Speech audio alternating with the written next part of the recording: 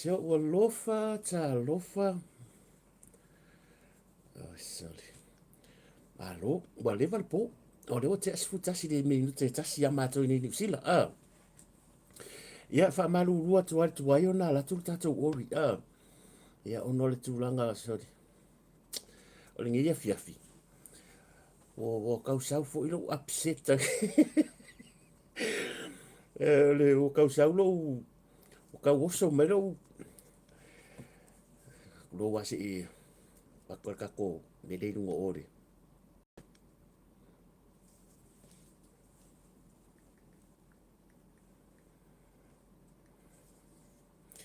O ele se kan. Ko so le ngo sau ni. O sau lo ko pe wa ka mo ba fale wa ke ale hungo. La nga sa wa le ka vale ave o fale pipa. Ave koe ele menga ka koe certified. So it's quite a few things because o le ta vale. Me fole lo e lau ke kele pa au ia alfa mai e ave koe fai mai pipa nga koe ale ave le ka tila. Nga lai ave ko lai koe ku e o koe fai la ko mo me yo le pampa mo me fa penga. Le lau koe mengi. Le lau ke manga va so ko kopia ku me ata. Ya ka kopia ku me ai wai ya ko students ye ko lau sainga. So le pisi me lau ke fung ya. Pisi me lau ke fung ye fia.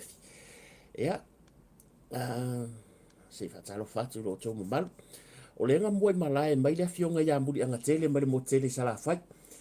Muli anga tele fa afetai ya o le uso e ke mai moa mai lava le tatou mo tele sala fai. Ya, oi male ai ngari ya la va vetu suafa. Ya ka ko le ka ko ori danga wa ngal kasire kula. Muri anga tele te wat se kuini no meneta wa siliana ya kopo ala ese o fa tu ya fale lo ten. Ya o le tau sala ya Marian Laupola. Ya to file fo ya Fortino Josefa. Ya po le tau sala fo ya Fortino Josefa. Marie Ale fa talo fatu. Ya ole falitua ya rasela siledi ka ufa pe ka ufa tu ya rasela fa pela sila la bela fa fa ko ya lokal vo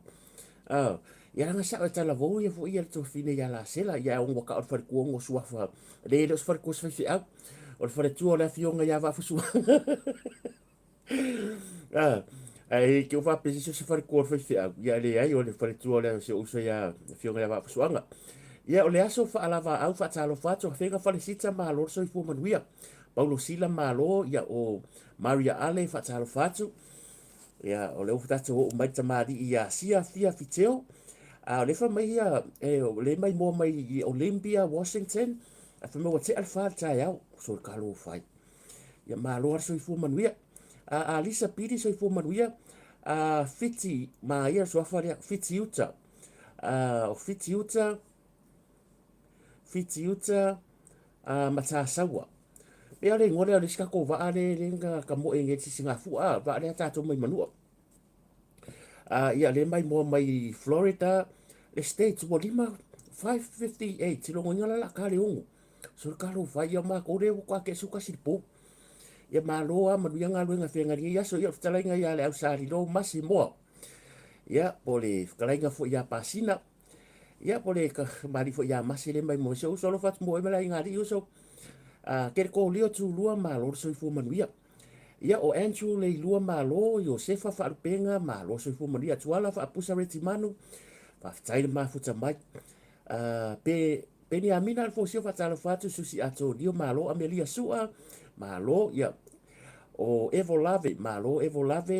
ia o Maila a Fausi Liva fa tala fatu ne tula le fiafi o Flo malo so fu manuia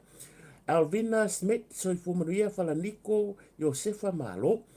finally lei fa lata kukenta from Germany ma lor si fu manuia ia lau i ula ausen ia from Sweden talo fatu ia lau fiong malai ngari na o tau sala malai ngari ia o rua wapi o rua le mama o ko rua nga so i folole manai o tatu ai ngai Amerika ia o Sweden yes o lai afternoon you say by o lai afternoon ia Sweden le Monday so vai fo ngari ia o le wao Amerika midnight ma ko a le fa ko a se le varu yo Australia a le wa afternoon ia la va nga ia e pe ya la fu afternoon ia Israel bol ka ndai ma se mai mo mai fo lu se fa sauina Marietta fa talo fa to watching from Sydney Australia fa tai longo la fa ele fa tai lava ma futa mai fa tuna ma lo so fu manuia Eva MJ ma lo lava vai ola sister so fu manuia a fa ese Yelu malo ya fatalo fatu yo Mari Ale again so fu maria va sa to la fo watching from Melbourne Australia ya o tau ili ya bola ngal paule po tau ili ya le mai bo mai ya ta to Sydney le tolu tasi lo fitu ya o pira mata ya fatalo fatu la fionga mala ngari fatan so poanga malo sala fai band malo so fu maria fili malo fiti au si fatalo fatu Penyamina Alfosio again from Sydney the Quarries ya le mai mo mai bia mo te pito nu ma to fine le por tau sala fo ile ne ya ma to nei le east ngai ko ke piko wa Eva MJ ma lo ya ma su do le ha lo nu so fo na mi freisa fa talo fa lava ma lo Selina Siosi ma lo ainga fe ite ma lo Fred New Tilly ma lo sa ili la mi o tonu fa talo fa Junior Ajong malo ia Selina Siosi fa talo fatu poisa i moa malo fa tai ma futa mai o ana mata fa tai ma futa mai o yo reven natu o so le va kai fa ia Maria Aling so fu manuia tai Vancy so fu manuia thank you Chorus for more gift ia o Talanoa nga fa masani malo esta se o longo Facebook ka le kau makinga ka ku esta malo se fu manu ya fu ya to fine ya po e for tu o ka le lope fa ku o ko fa ku fa ku e ko ki ka wa ko ki fia like o ko bia lo ma ku no boka sa inko pe si o ko fia like ya Sally Noa fa talo fa tu se fo Nicola malo se fu manu ya tali tu ngalu malo su ele ana fola sa itu foi le malo so fu manuia mauta lalanga mauta lalanga malo so fu manuia oh so te po se sua fo ba ma ko le sua fo le lalanga ya fa talo fatu do fu mala ngali tole le ka sen me ka kala uti fu si koki fa to anga malo me lisa sa sun malo pusi scanling malo lava ya o paulo o tono ya po paulo fo i tono ese mi nga fa talo fa to ili Frank ya po Franco fo i silia la e ya o ma fo e filisi ma lo ma tamua ma noa fa talo fatu ya le mai mo mai me alpone ya to fine ya esta por tala noa fa ma sani potifara so i fu manuia fa aftai moana pule pule ma lo approach so i fu manuia Marietta ma mea ma lo yaka sa wanga ma lo so i fu manuia pise sofa ya pani sofa le ia malili a kuis ma lo pule vai tai ma lo fa aftai ma futa mai so le va ko e karo su wa umalo don't care for nobody boya le mai bo mai Lakewood ya o Washington State fa fa ma futa mai maninoa malo Valen Mulipola fa talo fa to Lawrence Peterson ya ta fe le mi malo ya ma Mark Estofilau to le fo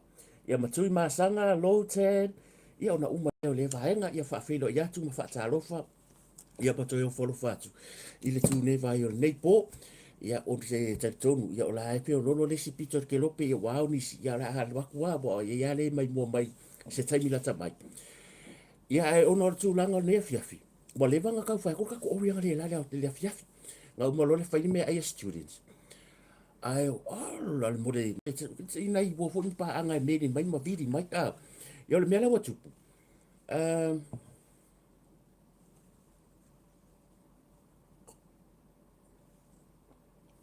oh, sa o ngala le so fo mata o o mata o langa langa mata o langa langa sorry le la ko ma wa langa pipi ia so fa ya ai fa ma ru watu Felea Arona Malo Beatrice Jones Dave Lave fa talo fatu ya ma Larry Benz Larry Benz so fu Maria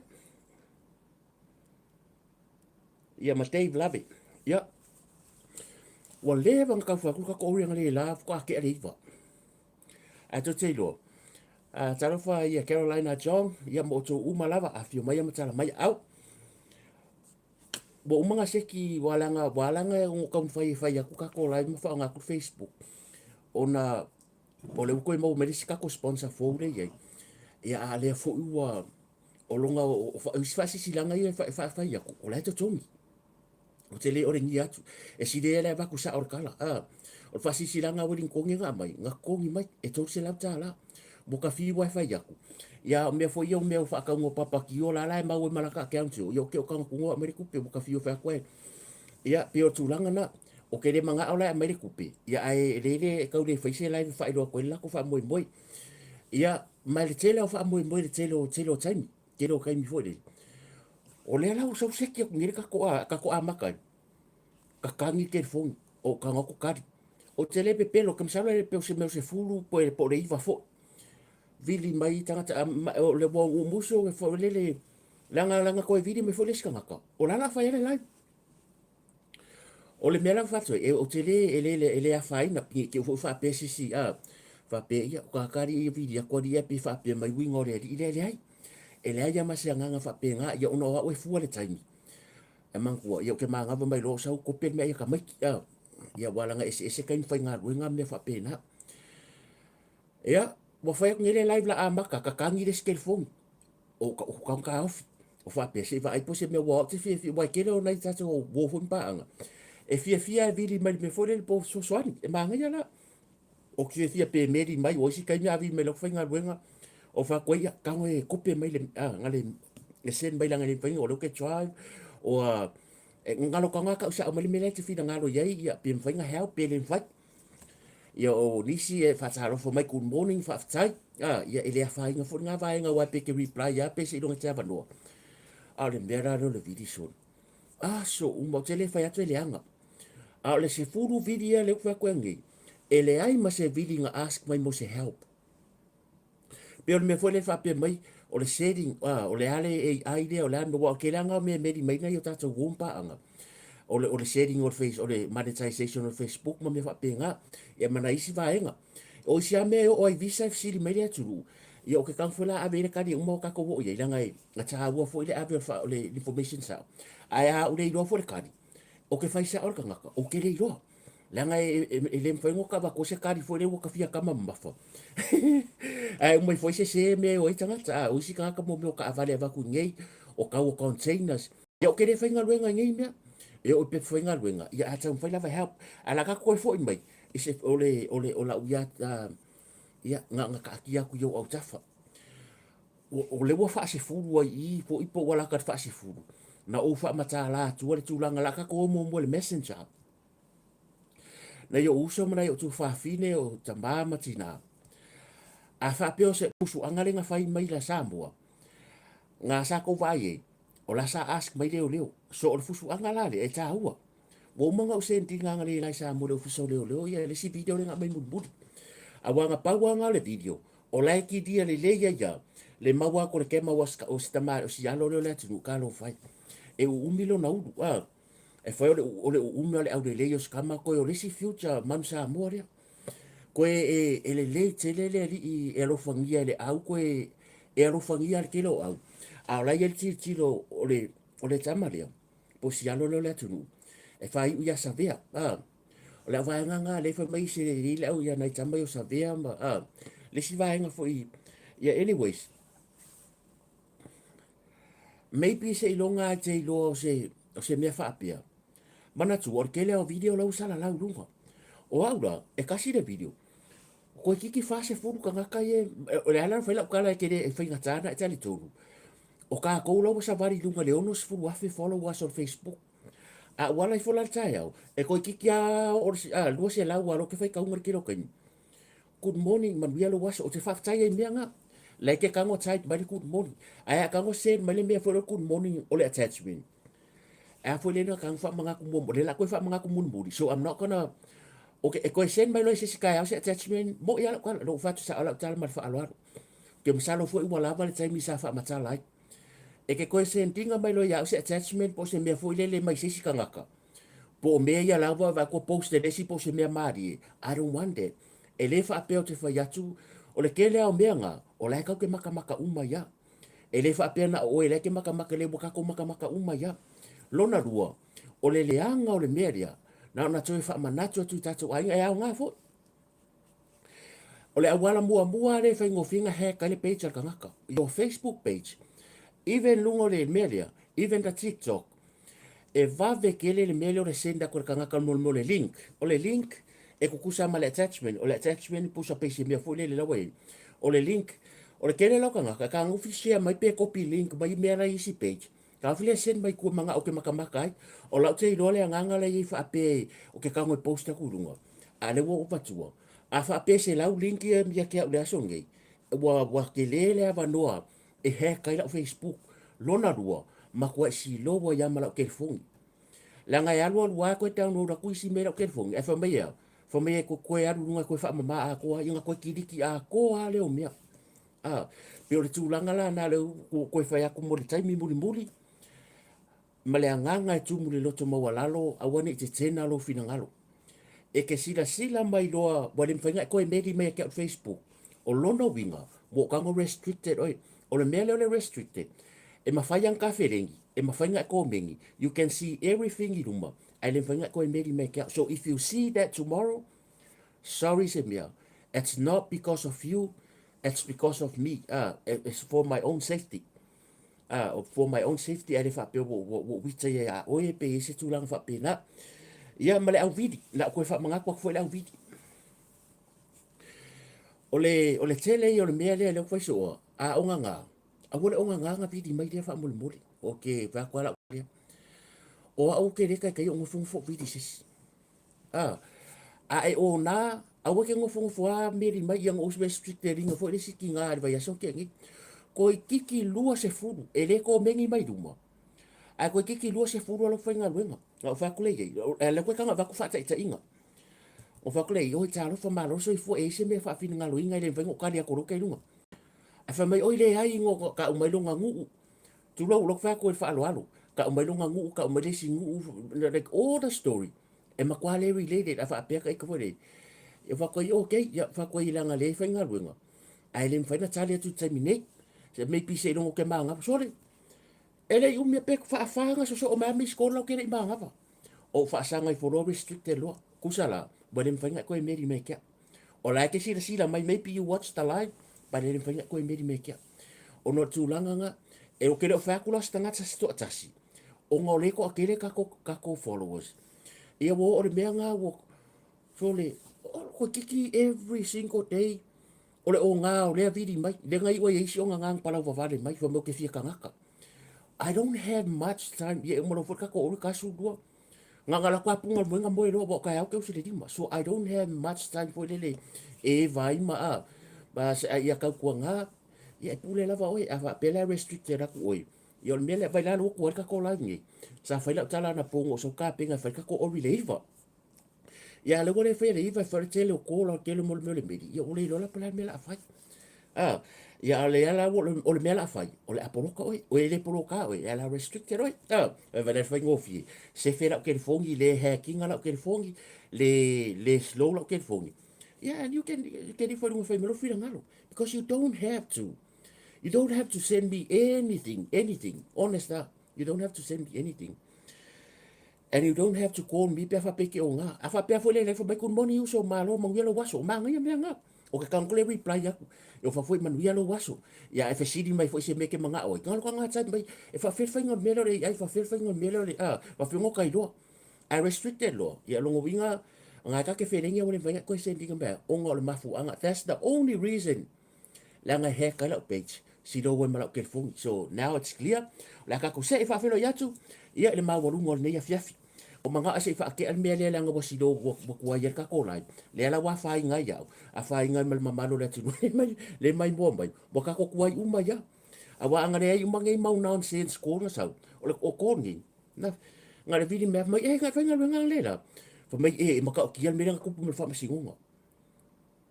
Fa ko ia isa le le ya. Ia ngalo lo fa kuila fa ko ngulanga le ka ko pe ko me ka mai ma yo ia wale le o ke lo anga ke pisi ola ka ko se lo vai le la ka su do le fa ko la ka ko ka fa sala ngo tal wai ia o le good news ya kia o le sau yo fa manu yanga mele a ko sa nga wala ko avela ko avari manga ko foi la sa pe ia o kampangi le ka mo mo foi mele live ka mana to ke le ma sang ia me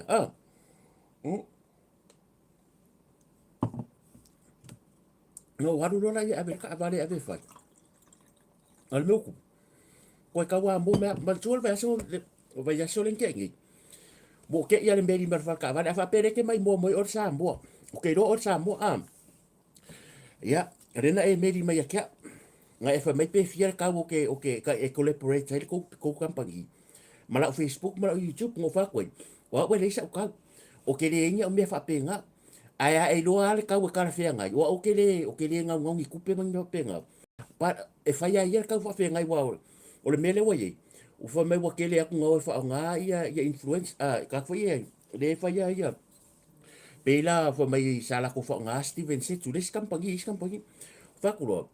o ke le fa nga mo mo ka o le mesa fa ya nga mai o le kupe America nga kai kia ngo kong le fa ia fa mai lo ya uso okay mai la nam pa le la vida kuma ko fa le la ke mai mo mai o le nga e medi marka ki da nga be me yai last week man zo tele masani auto o ko wan ko medi mai pe fiele me ke collaborate ka ko a ko ngia ke po le ka ke nga ru fa kas yo ko fa ko le se ka wa fa yo ko ka mai ka we o ko ke ro fu o ko nga ko fa ka wa ya mo le YouTube if I get something from doing a live e mention ko kampangi ya o ke lo le ya ka we e ka fia ngai o pensingi mar kai ya ka fia ngai le ka ke lo le fa ngai le me aso ngafua so rua sko fes para ile le am se o ke po le o ke I never por ko reply back kai le la ngola ko nge ba ko ka vari le la wa le asengin ma kon kara ke o ke piki me lo ka vari mor ko fai me live ka ai ko ngia one live one ke kasi le live ko me ya la ngalo fika va enga le ola ko fa sala ngwe o isi no ko la ka unisi be ya ka fia fe alwo ai le mela ki la ko la ki le audience ia ko fa mai, oh we want you because wa kang remove ka fa ko langa ko nge ko mo e ko ia mai wo re do po fe fa ye le la fa de le tionge ia la ole la ambaka ko la songe ole sponsor nga o ka komen sponsor nga ka ko lai o ka Facebook mar ka ko YouTube ia ole Henderson ka la Henderson ka o ka kila le sa ile fionga ya muli nga tele ko si la fia fo le nga sponsor ingal man Samoa ile tele o tau sanga now la va nga le nga bako collaborate mo mo nga mali Afrika la le lai mo mo look the first time le ngor fa le lai mala commission nga fa nga mali Afrika la all together in manuka de mau mai te finia takwaris a le lau koe laku mangko kang remove danga de sengis kong kalaki o ngeida la wo umal leanga fa le tio ia makala ngo mai fo la mere ia umang fa le lai ma mal kupi io vai fa pegar venga bia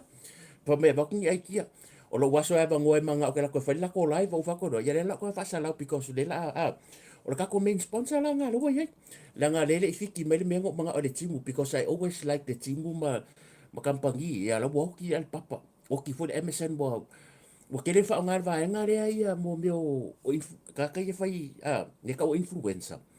a bo de ko fa nga la ko le me le wa fa me ka nga ka ai le ke ringa ka di was so anyways ia o ka ki la le o au la te mana fa marino la nga i fa nga ngo poro ka nga mo ingo wo war fai mai le live fa mai fa mai le tala lista maringa fa mai yang au ko sa mo ko fa vale ai sa mo fa vale in ki sa mo ia o ma ko yo mala mala ma le tule o le Henderson ka o le katila e fa ta wala to ta vale pe ya o isi katila pa wale mea e ese tios ma be fa penga katilas a o sa mo ia o mala mala a ia lau cash e ke ala ko man kula mele ala ko lau cash e mfainga e pa ken me pi pa u ai ale ese o cash ai mawhainga apalai lau loan i lau lava bank e ke reka waru o ke apalai ei e ke alwe lau bank apalai ei il ka avali ngai ko le oi fa ka lu ka avali ai ona o mātou nei fafu e lei ma se fia mama e ei la atou ua makwale a ngā suafa e le mwhainga whaingi loan i o makwari miki ale a uki fa so me pena a lai te mana o mia sa avali manga kua la oi a le anga lau credit e le karia o le bank e le karia o nga paua ka ka ma waile ai ma walunga lunga interest rate nga finance la i e ke kilo fo la wa la ko va le finance va nga la pa ula ko finance o sia va nga ko ki ata po le bank ke le nga iba ia pe su fa fa mana tuorta avale nei ni usila o ka avale pe ya riska ko ai nga le ka avale fa le ko ngurunga la wala man ko la ko nga ka wengi o le winter me fa pe o nga we nga pe ya ka avale o riska ka la ngi o riska le nga ka ave fa nga ula o nga le o li loko le o nga we nga ia o ta wona o ta avale o le manga ambia o lo ia la vale finance o ele o la ko we o finance but there is a finance e ki o mal vai nga lo ke lo inga because ele o riska mo mo fa ka avale o nga sa wa nyu sida company de fa ka avale ya lo lu suma tup tau sang e la le la le ka wa ko ye pe ka o ka loans e o la company nga i Penrose e ki o mal vai nga ya o la ko la nga fa ia manino ai a le ma fa sa ka avale pa wala fa ai e ke yo e baro ka sa wa ko me nga nga isi e ma fa ai ke kilo la interest rate e ma warunga o le me tupu e ke kilo foi la ka avare e ko ki ata por ka avare pe mga kongi lima ka usanga because e fuara va nga le pei mengi ke affording le ruva ya so vai manino meia la nga ir ka nga ka le long ka ma nga mei nga famile rip off o e alu fa ka ska avare ka ka le finga winga o e alu ave ska avare alu ka ka le e alu e ave lang fa nga le loku mambodi da nga no the only option o le take o le mele o le finance le ai mo longa interest rate ya o fa ngo fia ngai don me foi le fa mai io me ngai rip off ka no rip off le fa kala sa o ku ya kia uia ai mana o le sa ta vale le fu di lo walo sefi if you can save your money that's the best option anga lua o lo walu la bank a wa le lo la se me fa fenga ave la fa ngau ma se sia me ala ke manga ka vale a su a se sa ku income you can afford it yo lo walu lo finance le pa pa nga pa wa ko nga finance e ma walunga la ko interest rate ele nga wa de fa pe iliko o iliko it's not illegal Ioi. O le mea mua mga family rip-off. A kiro, e le ili ko o la e aru rungo ku la fungo. E i fo le mea ngaka le mea ka o le interest rate e le wha peo le a alu a se kau le langi. O le si vaenga e kipi ei. Po le ale mau rungo le interest rate. A la kiki kau sanga ko nge lau ka avare. E ke mangu a miki miki. A e alu nunga lima kau sanga. E pa u pe mengi. Ia e mo fonga wa kind of like wa ke le la ku pere kongi. O e wha pe ngale mo pisingisi. Ai mga akelel pe mingi a ku le kau sanga por kau sanga ku sala kelel pe mingi ala kiki le kupela ya lo le overall ya man ko ka ko ringi se ringi kupi a o me nga mana o la sa ta vale la ka sa o le waka ko ngeke malo ka mai fia poko le ye wa me foi le foi ngolong so me fa pia and I know exactly I can talk about ngo sa ngi o fa longo ngi no ka kila I don't like it a me sel me foi me ka vale fiu kon kon wa interest rate ko ka lo si me o nga o le ye la ka ika ka mai background le me le ka kupi ia le la fa ko o option nga e le mas fa ka fa nga ngi me a al fa ngofi wa la ku i wa le fa ya wa le ro ke aru ngā ruenga mo mori sia whanga ula onga. O la lai ma whai finance nga. O le kala e le iliko, e le o soria skula fongo. O la lava e ma whai lava na e ane whaataulo ta avare. Ai mo walunga interest rate. Pe mo walunga la interest rate a kanga kongi lima kausanga. E pa upe mengi. The only problem, e pa upe mengi, e mai whai, ko kiki a kor kuaka o ka avare le pe uka, not really tapo, but ko kiki a kor kuaka. Ia ai afa peke mga afa kerel pe mengi a kongi kor kausanga. E mai foi le kiki mai la o longa ese senga o le tupe so o kako major sponsor nga o le senka ia i manukau fa so kai pe afia mo so sa foi karia la ko le trade in ia turanga ta vale o ka vale ia mea fa ku ngi that's an option o le option ia ngi pe ke la ko ava lo ke vai for rangers ia wa pio ka vale fi ka okay I'm not encouraging anybody o le ko nga ka vale ki prefer it's up to you not me pulea oi por ka vale kiki wai ka vale le le mo pensing ya le ko kiki le mo ka vale o kiso o ka vale kiso e mo e pa ur kiso ngai ala o kiso le le ngo fa ko ko lu yuni de ko lu afi lo se la mo ese le road user ese le warrant ese le registration ko ru pepa ko ai mal pensing un malo fia fai fo witi iyo ole meanga a fa ka van foi le mo van ia vai ke le van foi ia mo e fai la ko ke unga ia pe fai le pampa ma me foi ia mo me flea so because la waria nga me la ka vale le ni mo me foi ia fa fo le skip nga ko fai nga pa ura ka vale su wa mo ia o ke le pelo so le ngo ko la ko ngi wa ngo wi ka la ma nga umalola ku penga mai mo ala wa wo fiu ko ia wa ko remove le ma ko le por se le mangi me nga fai kwa remove ya le fo la ko le wa ya ya because they know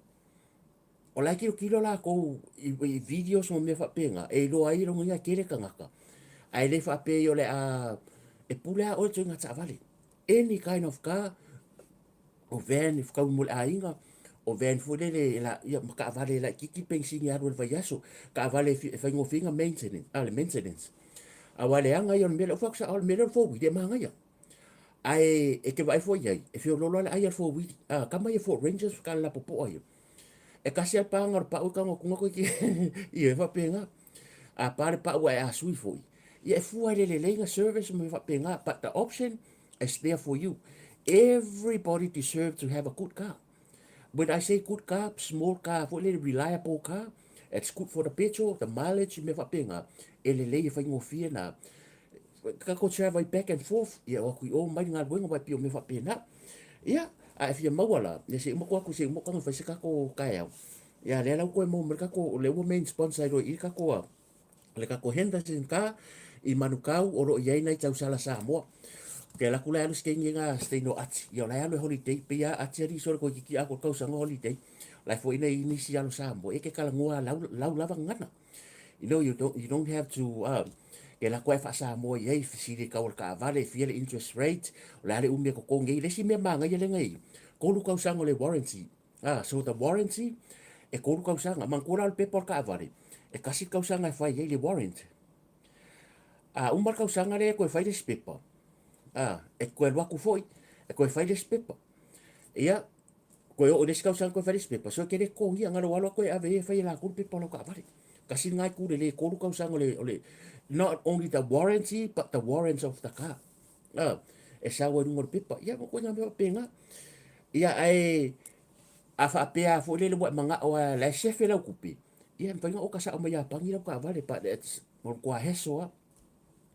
e fa ngo fie ka nga ka fo ie fa mai nga me ai lo fa chef la kupi o le best option nga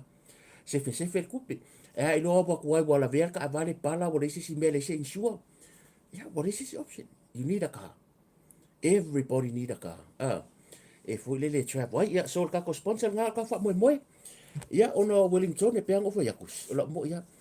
I'm so blessed ngai me wa o ke le fa pe fa sa kala fo o fa alua nginga fa mo tu sama ia le me ala fa so oi lo ko MC ia nga me lo fixe la o disipo yo ko MC disipo me lo fixe la o isi kai minga ngat fa mai mo ko la makanga ke la ko fa le lai e kasi le live le po nga le pawal mele mana o ia si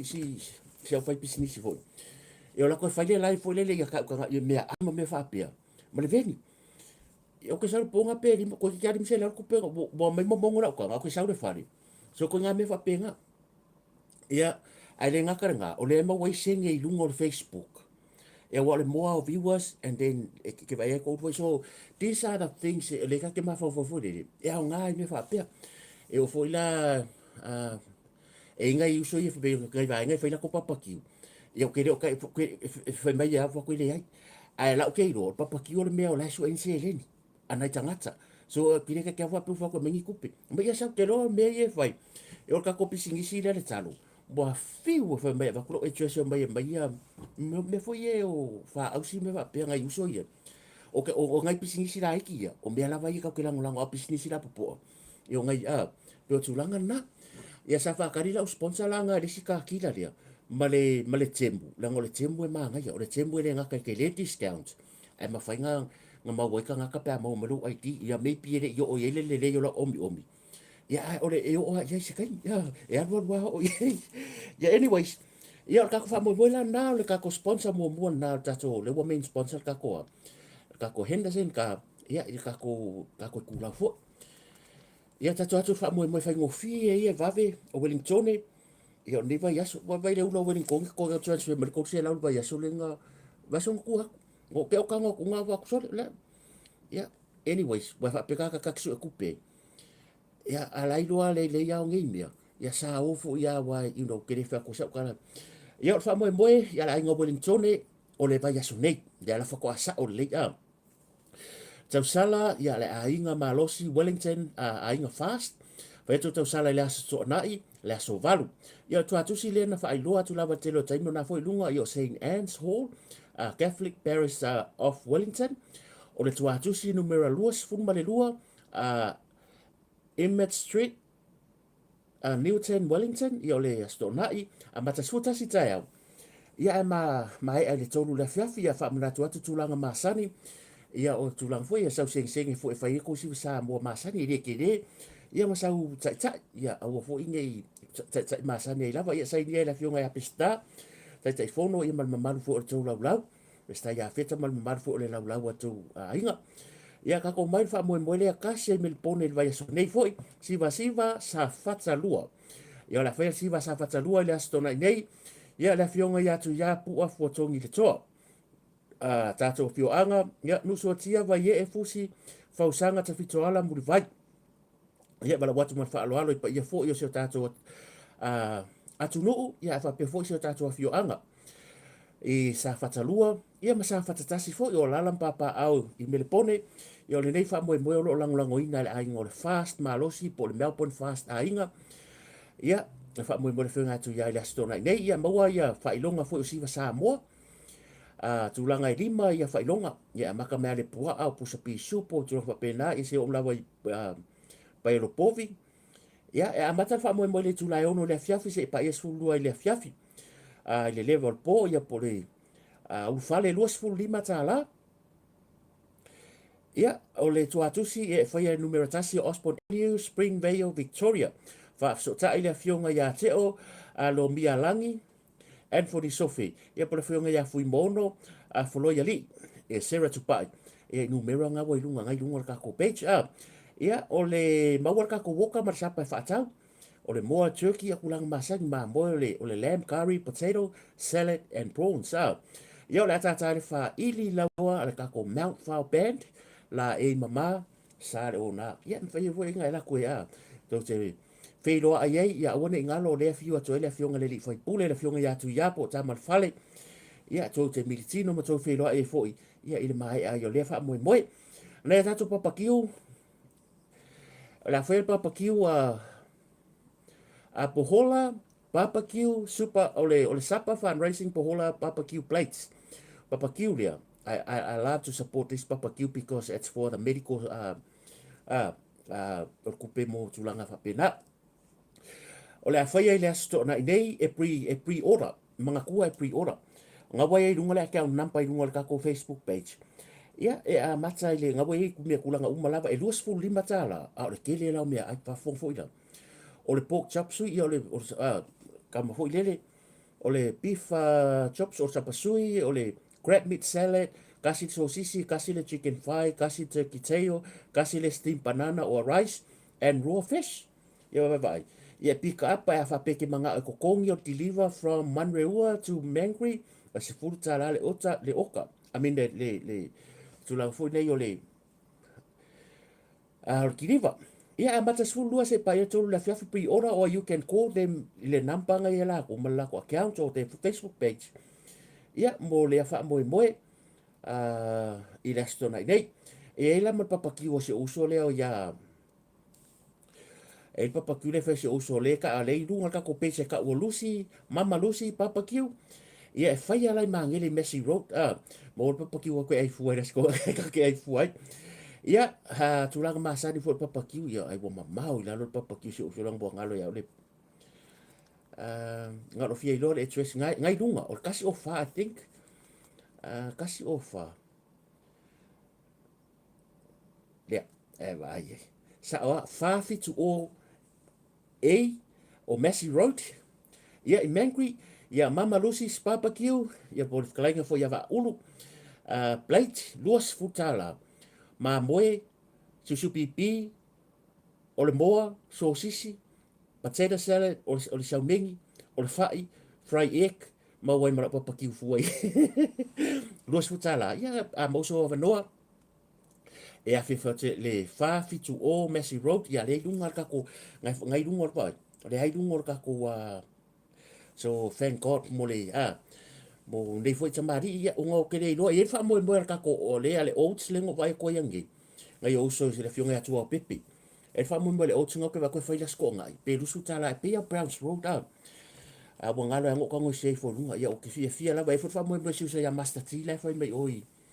Master Tea i Sydney al ka ko oats pe ya le fai i Browns Road le netball hall fo dili so ko ngo si yaki o fa mo nga ia ka la ka ko fai le oats la so baru nga uma papa kim tulanga ia e fia toila fiafi ia fai fusa fa lusi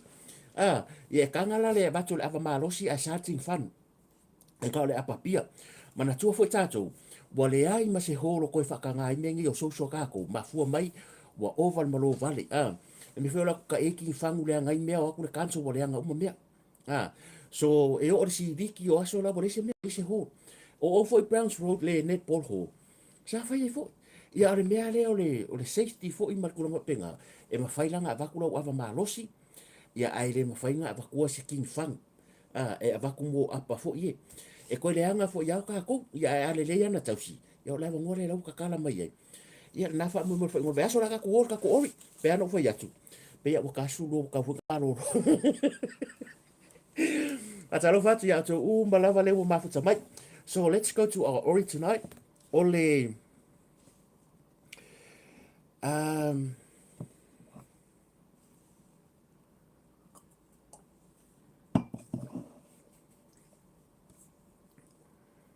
so ki po filme ka amaka ikele mai ya le sau ya la ka ko amaka mai le me sa upula o se ve singa le na tupu mai fa for fa sidonga angre ko salo ne mata po ko si fia uma tu sai foi mari poti le tele o newspaper mai Samoa mai foi tatu tala mua ia me fionga ya langi ke soma ia fa pe foi le tatu tu lau ia ma news foi ia ka ko Samoa Entertainment TV me ala fionga fo ia anga seata ma fale tua ia fo ia le lua msene ango vai ko la le video nga sen mai se uso ya fo ia capture ya le video ai ren foi ngo opening nga mangkua o ke le ropo o lo ke polo kanga se le Global News por Global News le polo kanga para tiden o yo kere pole po ia nga ko vai ai le manino le tala o nisi la va o mangkua i lua ku kupe o le ainga o leo wa maliu po tamari foi wa maliu ia male tua i la tu resa fa tu por fa la lavi o le mela mo tupu ia pe fo ringa mai nga kau so fa ia ko le vaenga le nga fa ku por fa la lavi sei si o le ainga io i la tu nei na le esi alo le wa maliu po tamari foi le wa maliu ia ele ese kala ke le faia na paule meu te lo ia o ke fa afkai o le presence o le asona le la wa o mata upu fa pia ia o lo ia i lava le moe no ma le lau fale ai na awa e o fo ia kia uia o ko nga keise swa penge ka nga o te lo la mata la yen tanga winga ia ma ma rosi le tape na nga le fo nge ni me fa pe kupu awa o le ka ke roi e ia ka nga kai ka e ka ke lo me kupu e ia ska ko ma fo fa tu se me ma ko mo so fo mai ma lo mai ma ia e fo la ngono istangata ia karsia ia na paul me karsia wo mai mau so fu fa no no anga tele ale le ka ki ba ye o le mai mau so fu mai mau so fu ia a kupu mai la vo me fa pia tupu mai a me fa pia ia e ka nga makala ia o matanga wenga ia le ke lo la makala o te lo fo i o tele fo i o leo malo nga yang le la sa fa ngo fie na o la fai le screening fo le i ke wal waku se si mase tulanga se au penga e le ngata ya fia ile public ya e tulanga fo le sefe la vor fa masidonga mal mamalu la telo la tulu o la fa solo po kala me ya leo tulanga fa pena ya ko kupu me le mia ya ka ke lo ye o e fa kula kala ya o so fu mai mau o ke ninge bo ka ngo mai la lo ka a ika se si e ka ngo ika se si o a ingo si alo le po o mariu e fa pe ika se si ka nga ko a inga le le nga ku por fa la vila ya ta te lo full story ia o Samoa e ia Samoa le roi ka ke ro maka oi ma abanga ko mai asula ia ni vai tau tala le ka ko ke manga oi e fa moi le tu e mai lo na nga fu le nei e mai le on sa mai fu fa pale wa mta fa pe le ye fa ngo fi wa mai fu o le soi fu mai ma ia o ka ko oi mo nga o le si ka ko ori ia le se singa ia mai tau atu nei la wa ia ku ia o le nga sa nga ila se singa fo le fionga le pale mia ia ma fionga fo minsta ia ka ko fale mai le i murfanua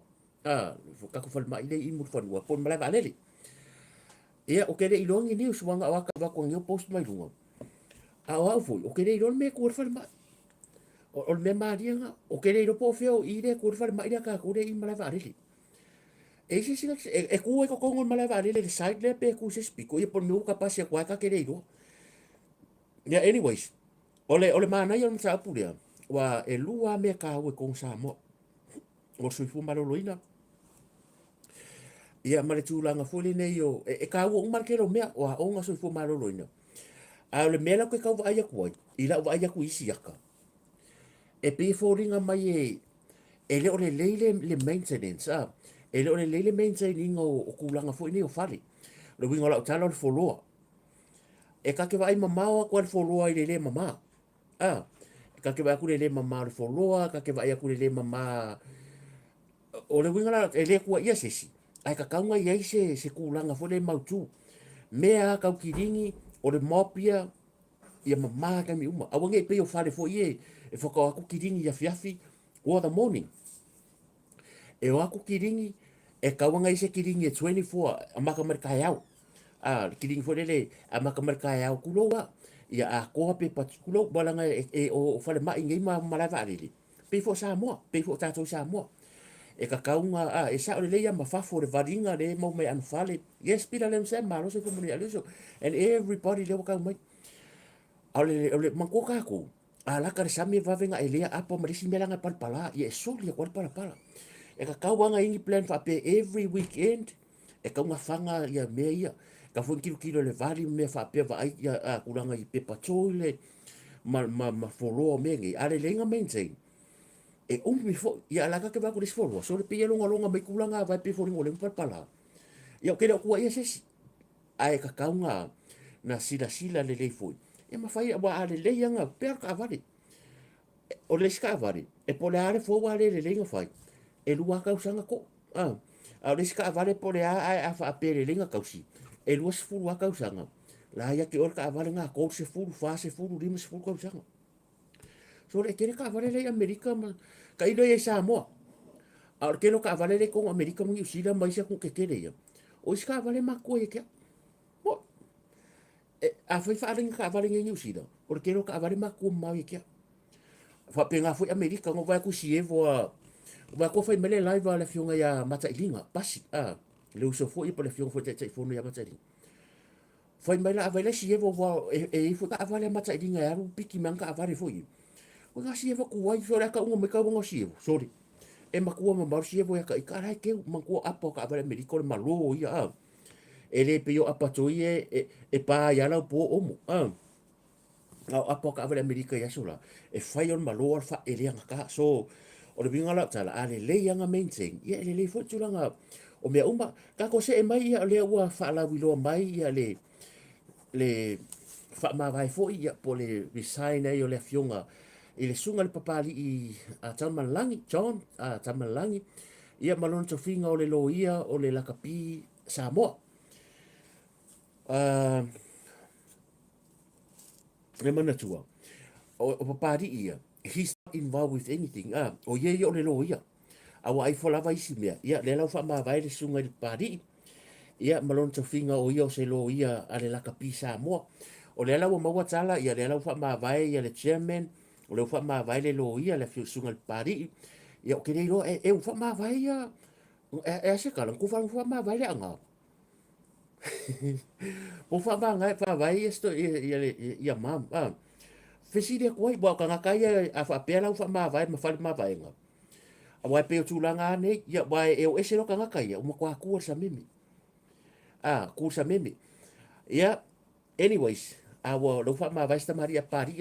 ya he was there to support because he's a member el o pari foi o member le la ko au la kapi me sa pari ka so ia e selenga involve foi ele au la kapi sa pari so he help ya ele sa kala fa foi wai o vai nga ya ai nga ya sa ya e ai nga pari i chamba lang manam lo ulu so they support their out from that time yeah but kai mingi o le kau ngol big picture ya le picture ya le fa ma vai ya fa tai fo i nei tamari ya o masalo la o lo fa le review kai mingi the review nga mako i se umaka ko aku ya iti ya palau ya ka ki palau wa fa ko palau ya ko fa me ka kai ele se palau ele palau man mako hu wa kasi nga vai ngai fa pe ngai o ka ko fa ko se kara me o ka mo fore ngol ma ko ngu eres palau di me yo mo ka vale ya al me amonia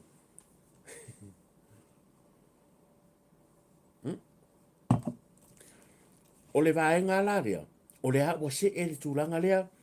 le ko sa nge ya lunga nen ko si la kwai fa si la mai officer a onga ya ma le tulanga fo le yo a onga mai Samoa ya o le wa se i mai se a mai lalo mai o le la kapi Samoa o lea ua sau walo ia a primary school na onga kulanga lua kuris o lea ua le sikala au a onga tono Samoa i lalo fa amalu le Samoa Rugby Football Union lono winga la e le ko inka alonga e rane le pe fa po ke ka ke ro yai le mata upule i wa ke ro ya uia ia wa ka kauronga no mai o la ba makola e CEO no ke le po fa ma va CEO ba ye fo isi men por port ka ko ke le ro la ye por le arme le ye po ya wa le se malo sianga ba le fa ngala ko fa wo ngi tournaments me fa penga pe fa ko ngapo ye o ngi me o paka ma ye o le apia paki o fela la fa ila ko alunga pe fa pe le ngi paka fa ye ye lo ave ska me kia o ngole ala lu manga ngi me o le kelo yungi la kapira wa la lo ke le penga ko fa ngi yungi le i ya nga o yungi ai sai la lo la to in sai ya waka wang fai o kufu fuanga ma ko kere fa kongo ya wa fai ngo fir kari si o le fai ngo fir kari mai lo o fa sa ya me lo awe o mai le skala lo ima ran ai la ka ko me i mai le ngo maka ko ngi ngo ke la ka sendi nga bangare le pokala me pala ai foi ai ti va son ke ngi ya ngo sa la ngi fa la me ai mo fa ngo ngo ko ngo sa ki i mo fa ngo ngo ya o le me mo o ke le fai ti o le fa ti no nga fo yo le o fina ngalo yo ai kasi ale me o ke au mai ai le o ke au mai ngai le ile o bo ma lo si ale tu ke le pa mo ke e fa pe ya ba ka ki ke e le si ke ia wala nga o le lalo lang ia fa pe nga e pu le ha o le me te lang lang oi a fai sa mo sa me le fast e mango ai nge le fo ma ngi kai mi o ye si me a e fa pe nga ia ai ono longa au mai nga o le tu langa fo me fa mai ele kusa pe a fa upu se fa upunga e pe fo ringa mai fa pe mai sa o ai a ma ko ngi me ele ia ia ngi me o fa me ai a pi a pe o ngi ma fo fo fo le au mai fa ai lo na te e ai fa nga maro ma kwa ke e ka ma fa nga maro fa mai ia ale ka vai o fo ngai fa ka o si sa le si la fia un matato o le fa nga maro e pule fa nga maro ele pule ai a pi manga ko la mai ye me fo me wo mon fa tu la fo ina fia fa ku la fo mai ele fa pe nga nga fa ma ngi mo ba upa le fo mai fa mai ele fa ma ni wa wo ye ku pe wa misuse ke ma sa ele maka ke le ro pe sa le se pa nge ka ya i ti ke mi nga mai ma honi so ka ma mai ya eliota sa polu mai fa mai le anga fa ngo o me ai ma mi nga le ba ara foi aku o le o sa ngor pa mi o Samoa ba o kala o kupe o me e ka nga ave la le o makanga luenga o mangi e au la lo MCO langa la o la le skala la lo MCO a le sa le kala bo se furu ka usanga e po fia e le ni kala o kupe avaku e nga o ask le ma i la lo le o le miniska e ava ku se le skala la lo MCO ai la lo miniska o ka lunga man ku e lua se singa a le skala se pisi ngisi po skala e o le skala la lo MCO ai a o ila lo kalunga e o mi ska kalunga kusala e manga ava ko ma lo kupe i ai le manga fa ka lo kupe ka ko vai fa nga kam a o la fo bo disi kala le foi mai ya le pala ya iti mai ya e la ya se me ya o la fa mai ya pa ya fo mai ya na mula ulo la le me uma a le o a le a le nga ko vai ko o kama i kama sa ka alo ele fa mai ai ngisi kanga kai kua o ka masaka alo o lang fa mai ai me yo i me ai ko kongi ioi ai ko kene fe siria bo al me mo ia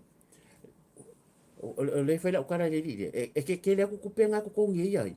nga ko kongi me po so le por ma e ma CEO ma CEO ma manager ma e ke le ko pe ia le ko kongi ai ngai ka maka alo ia o finka maka alo kong ka se lau ka la ka i se lau ka la ka ia fel vai yaso o se ka maka alo kong fa penga ia ale ke fa mai o kupe ai nga eva aje le awa e fa alo ngwa kunga ala la ngolango fa mai ia la ngole mele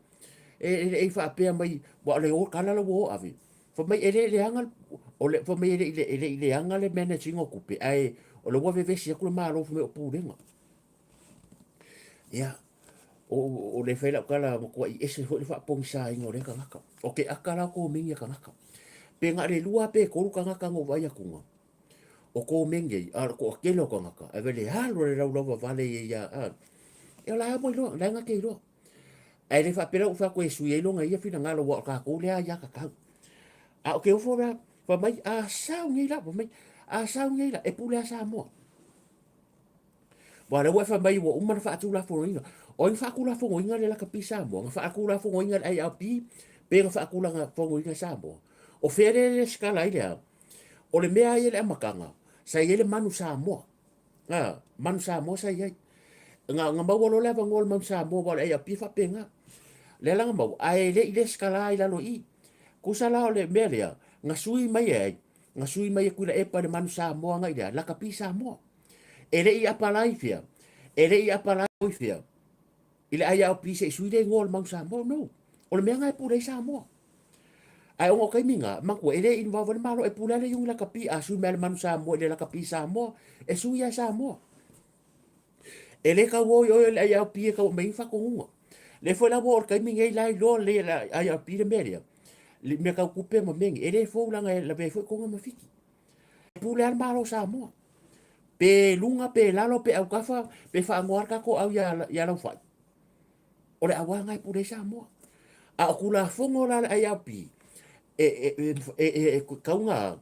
e ka kaunga folo ai le yungi la ka pia sa mo. A le au mau sa mo. Po le au le ale Samoa rak le wa yengi ye wa ka wal mam Samoa gele no pola menga su ye for la ka pi Samoa al mam Samoa ye por sa do a le ngore ka ko yungi ol mam Samoa o le awal mam Samoa ya ele pule mela la va ngala su ngor ka ko ngomar su ngor ka ko management mer fengo ka kula fongo ele pule sa ya pi ioi le la wa sa fa mai ya o kala fo nga fa ko ia ngari e ke ngofo lo fale la ku ka fa le winga lo kala pe asa ko nga mere e alo ke fa nga winga e control o nga winga ila lo ku la fongo nga winga ele pure le nga winga ia fa o ke sa lo fale ma nga winga ko fiar wai e fi o me nga o le pule ar nga winga ia e nga ka nga winga me ka nga winga o lo o langa ma lo fale ma fa nga o me fi ka vale pe le ka vale po le me o lo nga life ka pe un mal me o kula fonga ia ai a pi me ka radingo ka lo me nga pure o le awal mang Samoa o le awal Samoa le se ai a pi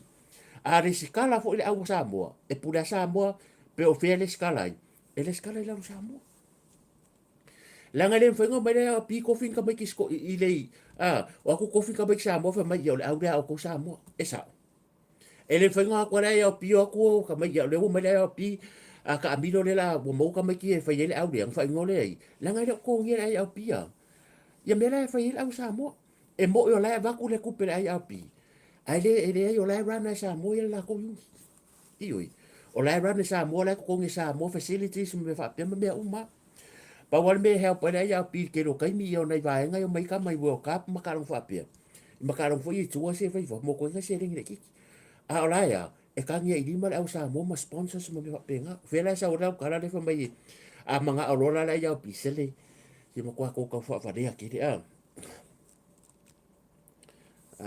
ta lo masulua ya kulanga pe ka dia la ko ya ka kire o ke pa me lo ka ko fa fa yo le so ro ngale le ai ara nga o la ko la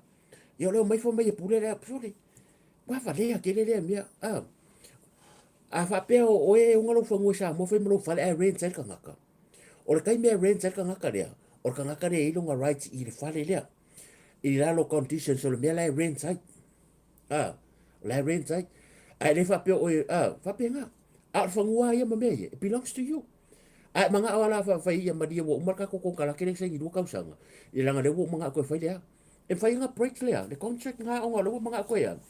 e ko fa funga fa lo fa le so ya o ma lo si ma wa ko le sa wo ka ma lo e tu langa fo i me ke le o me ko ia ai le cut it off.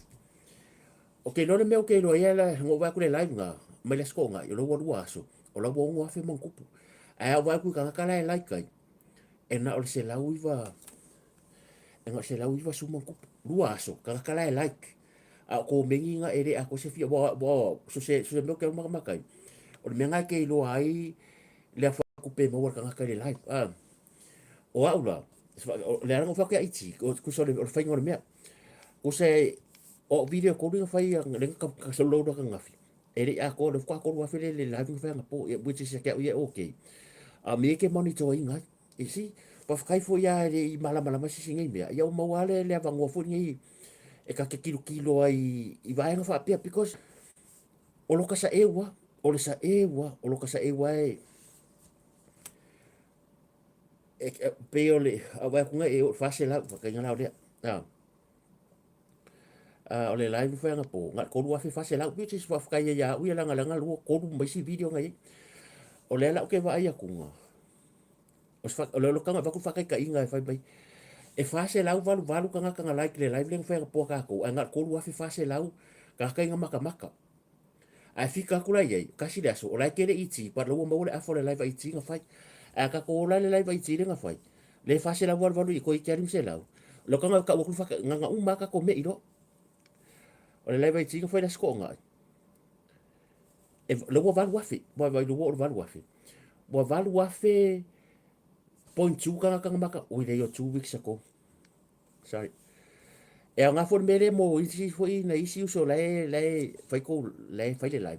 E wai le fa pe me mai tau te ro. E la ko foi sia ko me e foi ka me to ke la o fiku afi. Nga lo ngo fiku afi ba ngo maka ko e le lai bang ni la.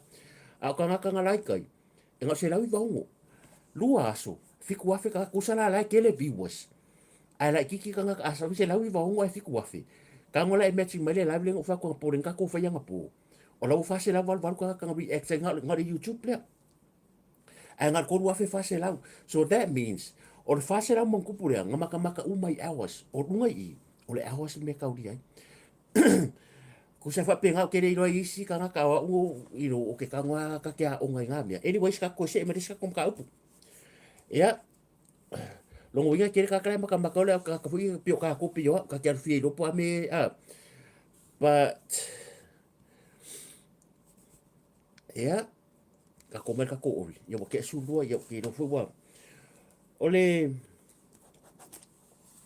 visa se tau fa manino atu le visa le wa le visa le ka ko le visa le New Zealand le wa ka wa fa ba ita to New Zealand mo mato umale le fa pe mai le fasiri mai po le ala nga le visa o le visa le fa New Zealand le o masinga e le o se visa te sa wa sa mo nei o le visa le it's only for ka ngaka e renga malanga mai le nga luenga fa vai kai mi po le RSE nga sau ngei ai fa le kongra nga luenga e o ko meki anga fainga e para le visa le ma wala visa le fa po po yo waso fa pa ngei yo awas pa fa po wa mur kampangi a vai le me pe nga ku a sau ngei mur kampangi pe ang lo longa le nga luenga le fu ngi apu ang sia fa bola irang ya apu e fa langa e para i se fa fainga luenga foi que era ko fa pisu po me pe nga o le visa la e monga o ka ngaka ngai o na wale tasi fo ile lua nai tangata e meri mai siri mai le mea e le wava ko isi o ka mai mala anga ele o se visa fo ile fa pe ke lo apala so visa RSE Samoa no o le RSE ya ke lo apala ila lo o le RSE a le visa le ono masina le confuse mai sa ko mai ala si visa nga ele fenga sa we ke apala ki sa ka fau o le visa le nga ko kongo ngi sila ke apala ye pe afa pe lo nga sa nga lo fa vai kai la nga lo ka vai ku foi o lo ka we nei fisi dia disi fa mari o le tunu nga medi mai ya o fa pupunga nga ele ke le apala si RSI mo ele make sense ai ala ko fa ku ya ya na ita tanga tala fu fia mama la o manga fa pe si le kari fa ne o ke fa la o ke la nga le fa mai ya le maka ko yo le fa ya kari fa la o ke le ele fengo lo kari kasi ko sa le fisi kari kasi kari o le si toi nga visa pesiringia mai fa fer fa ngor visa New Zealand o le ale me fai a mama ya o lo lea o telefon tuaina ale la ka mea sa ke loa e tupu a fia sau ke ka fa New Zealand e lua a wala me fai na pala ye lo visa o le ye o tangata o lo a inga nei e lo fo sponsor ku oi e ngo foi e fai le sponsor ngai e la fo aku e a pala ye lo visa ke sa wai po o e la te no foi Samoa e sponsor o ia o la ye sa tupe tono le bank o ke o no polare te le tupe le ia fa ka inga o lenga e apala ye ke sa ka fa ko masinga le iso ai nga ngi le se mo ko de sponsor e le fainga la kula pe o se me ko wa fe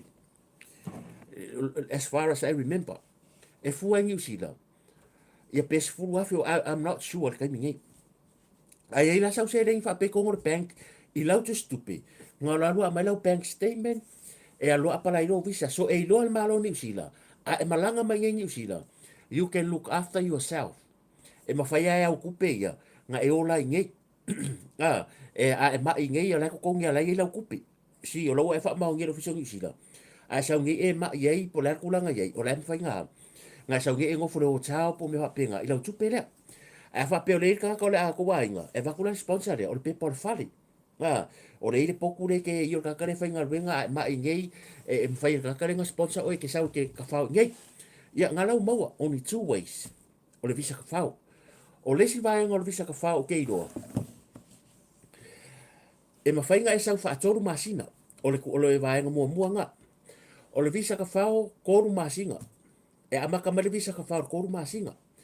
Ona uma le o visa ka fau. E mawhainga koe whaapopo waso. E maua mai. E mawhainga koe whaapopo. I tausanga watua nai. Sa ele mea ka ole multiple visa. Ole multiple visa lea. E koru kausanga. E ke apalai te visa ta whao. E koru kausanga. Ole tolu tausanga lea. E ngā reiwa maasina te New Zealand, you have to go back. E koe lako Samoa. Pe ngā lako akasi daso e koe sau. Ole whainga ngā visa ngā multiple visa. A le visa leke apala ia koru masinga leke sau ka whamangkua. A wange I mix a poko. I le visa leo mai kaka whainga luenga e se fu le visa la.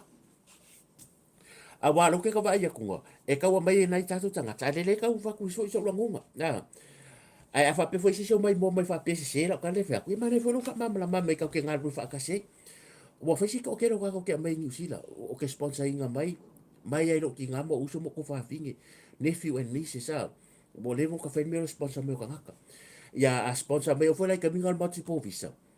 A sa lo ki ngal multiple visa ko kausanga. E a ko lolong ko masinga. Ai ngaka reiva masinga. Pule ai ke mea ruai. Para awangi eva over ma reiva masinga ko ya Samoa. Lua vai yaso ko sa se lo ngala umar ko kausanga. Fuka ko apalai. So now I don't think we have that multiple visa anymore. A le visa ia ta fau. E ese mai ma le visa le sa wi ka nga apu. Ia manino ai. Ai apalai le visa ka fau. E ngal ka fau ai le mfaya sa ka fau ai whainga ruenga ngi. O tau maua mai. E ka kia ia le mamalo le tunu ure ko le lava tau si la fia. Ai una to atele ona yo tatu tangata. Ia la foi ask mai. Ia le nga fo le ka ko kal kala ngoa. Fa pete sau le visa ta fau toru masina. Wa umanga palai e sau roa. Ma kua e rua au wale whainga e palai. O le vako sponsor ngai. Ma le sponsor la kupisa mo e sa por masinga. E mawhai ranga koe whaopopo waso. O aso e mwhai whaopopo. E ono masina. Mena se i ongo masinga. E a koe le iwa masinga o ngai New Zealand. Ioi. Ko se koru masinga. Ma le ongo la masinga le whaopopo. Pe manga e ongo. Manga e koru masinga. Ringa ongo masinga. E manga e whaopopo ngā le iwa. Ia. E ngā karo le iwa lea. Ngā kairo ngal mea ka o visa ka whao. E le mwhai koe whaako e parai. You have to go back to Samoa. O le pauanga ro mio mea ka o visa ka whao. Ia e Afrika ko New Zealand. O se kanga ka asau ka whao se iwa masinga. Ngari o ka whao ari ale milio ngea. Ia e ono tūlanga lava na. So le visa leo mai leo whainga luenga. E ese. Leo ke vai a koe rekau saun mea whi maha. Ia si visa ngal RSE. E o koe ka whao. No. Ai sau lo visa ta whao. E le whainga luenga. E le whainga. E ia me whaia nai tato a inga whai leo mai o whainga luenga. Ngai su inga se lengi. Pero me fue ke sau ka whao. Ai alu e kau apu. Ia o aso la, sa kele inga sao. Se vanga nganga ruenga fo ie pe o varifare a wai re si akia. Por pisingisi a rou a inga fo ele vayanga va ko sau pocket money. A iliko a. E iliko. And once you receive any money re pisa tax, e iliko a New Zealand. Ia, ai ono tātou fa penga, fa penga sau ka e vari la ufare le sau ka o la ngal wen kiringi le ngalo la kwa e la ku ia. A mo singa o se reng pe sa mo. E sa foi meia wa la fai ka nga apu. O isa nga apu. Ke lo aso la. Sa kau foi lele male yang. E kasi ka nga kai le skala. Ia ai o umaka nga ka kau pusa me fa penga nga melor kupe vai. So ele o la. Ia e ke le sala o mea wo fefe foi ka nga kai fai wo kele kampangi nga wo. E fai ora sala yo oile. Ai sala foi mar kampangi. So the chain of command and the chain of responsibility. E mo fit foi lele. E la vea umai le vea nga ses. Ia tulanga la na mol kulanga visa. Ia wa te asfulu rua bo o manatu. Bua lava ka ko ori. Alo fa e dima se la mo tupule mai mo mai. Ia o vavere kai. Fa pekere I like ka ko live. Ia ule lava o ngare o mea lau like. Ia urfo e pe share. Ia o sia o mea lofa fo ina tato fai o ringa fiafi. Ava ai la o tau nei a inga ma wompa angale le ufa koe meri mai tua. E ma tulang fo nei. Ia nga fa mga koe nei ase se nga fo fa pere ma fau fau. Ia o le ufa manatu fa fia. Ia ona o le fa ingo fia inga o ka ko mewa le levan ka fai marka ko live ngare ka kangi ke fonku. A wa fa pere fai le live both Facebook. E vidi mai lor ka ngaka e kusa pe fa silent. Wa maka inga si lo ma le live. Ia nga turang fa pena. Ia manguia fai nga marolong al po. Se foi fa nguar ka ko fa ka maswar inga nge yaso. Wa pu ona time manatu nga o ke so ko ka au. Ba so ako ange ke full on la so a ba so ako pisi fo ia o kele ia ngar wenga o so kar kai amo oru fai malanga uma de so ako pa ko a ko manga fa lima le fiafi ia manuia fai ngā malolonga nei po fa tai fa avano me lo taimi fa tai ko inde lo excuse me ia tulanga mo foi fa fo we se ale ia ila usira mai mo mai fo ninga fia ka ko ka ngo fa ai ngai a ku o mai ia ke lai pe se ngai mapu o ke fo wa ke nga fo se fina ngalo fo se upu ia wa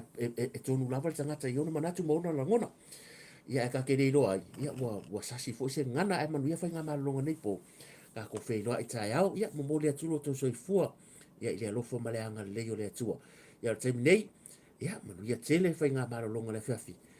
ia lang maluina fo ma sa wina ia le mana o le toto le tato di faola ia o to ro fe ngai manga ruenga o to fo o le la au su ngā ruenga i Amerika ia ma to le la mboi manu ia tele fai ngā malolonga nei po have a good night God bless ka ki te ano alofa te le atu to fase fo